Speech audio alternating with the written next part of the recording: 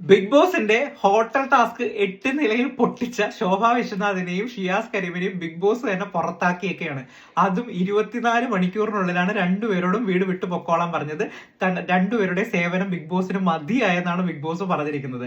നിങ്ങൾക്ക് തന്നെ അറിയാലോ, ഇന്നലെ മുതലേ സംഭവം ഇവർ രണ്ടുപേരും ചെയ്യുന്ന രീതി ശരിയാകുന്നില്ല. ടാസ്ക് എന്താണെന്ന് കൃത്യമായിട്ട് മനസ്സിലാക്കുന്നില്ല. വെളിയിലുള്ള കാര്യങ്ങളെല്ലാം വന്ന് അകത്തേക്ക് പറയുന്നു. അവരും ഒരു കണ്ടസ്റ്റൻസിനെ പോലെയാണ് ബിഹേവ് ചെയ്തിരുന്നത്.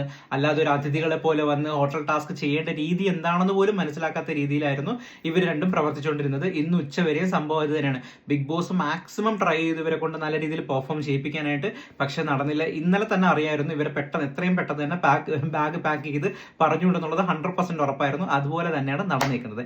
എന്തായാലും ടാസ്ക് കിടുവാക്കി കഴിഞ്ഞാൽ റിയാസ് സലീം എത്തിയിട്ടുണ്ട്. അതാണ് ആകെ ഉള്ളൊരു സന്തോഷ വാർത്ത. പക്ഷേ റിയാസ് സലീമിന്റെയും അറ്റാക്ക് പോകുന്നത് നേരെ ലക്ഷ്മിയിലേക്കാണ്.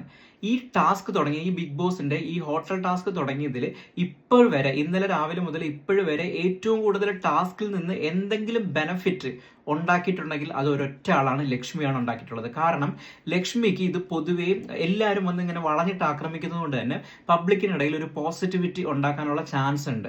കാരണം ലക്ഷ്മിക്ക് കൂടുതലായിട്ട് റിയാക്ട് ചെയ്യാനും പറ്റത്തില്ല. പുള്ളിക്കാരുടെ സ്റ്റാൻഡിൽ ഉറച്ചിരിക്കുകയും ചെയ്യുന്നുണ്ട്.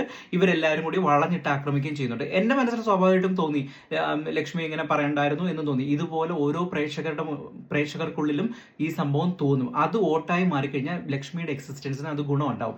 അതുകൊണ്ടാണ് ഞാൻ പറയുന്നത്, ഈ ടാസ്ക് കൊണ്ട് ഇപ്പോഴും വരെ ഉപയോഗം ഉണ്ടായിരിക്കുന്നത് ആകെ ലക്ഷ്മിക്ക് മാത്രമാണ് ഉപയോഗം ഉണ്ടായിരിക്കുന്നത്. എന്തായാലും റിയാസ് നേരെ അറ്റാക്ക് ചെയ്തേക്കുന്നത് നമ്മുടെ ലക്ഷ്മിയാണ്. വന്നു കയറിയ ഉടനെ എന്തായാലും കാത്തിരുന്ന് കാണാം ഇനി അങ്ങോട്ട് എന്താ സംഭവം നടക്കാൻ പോകുന്നത്. എന്തായാലും ലക്ഷ്മിക്ക് നല്ല നാളുകളായിരിക്കും വരുന്നത്. കാരണം മെനഞ്ഞാന്ന് മുതൽ ഓൾറെഡി ശോഭ വിശ്വനാഥ് ആണെങ്കിലും ഷിയാസ് കരീം ആണെങ്കിലും വളഞ്ഞിട്ട് ആക്രമിക്കുകയായിരുന്നു. എത്ര തവണയാണ് പുള്ളിക്കാരെ കൊണ്ട് കുളിപ്പിച്ച് ഇല്ലാണ്ടാക്കിയെന്ന് നമുക്കറിയാം. അതുകൊണ്ടൊക്കെ തന്നെ പുള്ളിക്കാരി ഇൻസൾട്ട് ചെയ്യാന്നുള്ളതിന്റെ എക്സ്ട്രീം ലെവൽ ഓഫ് ഇൻസൾട്ടിങ്ങിലേക്കുമാണ് പോകുന്നത്. ഇത് പബ്ലിക്കലി ഇമ്പാക്ട് പോസിറ്റീവായിട്ട് ലക്ഷ്മിക്ക് ഉണ്ടാകുകയുള്ളൂ. എന്തായാലും റിയാസ് സലീമിന്റെ എന്തൊക്കെയാണ് കാണിച്ചു കൂട്ടാൻ പോകുന്നത് എന്നുള്ളതിന്റെ ലൈവ് അപ്ഡേറ്റ്സുമായിട്ട് നമുക്ക് വീണ്ടും കാണാം. ബൈ.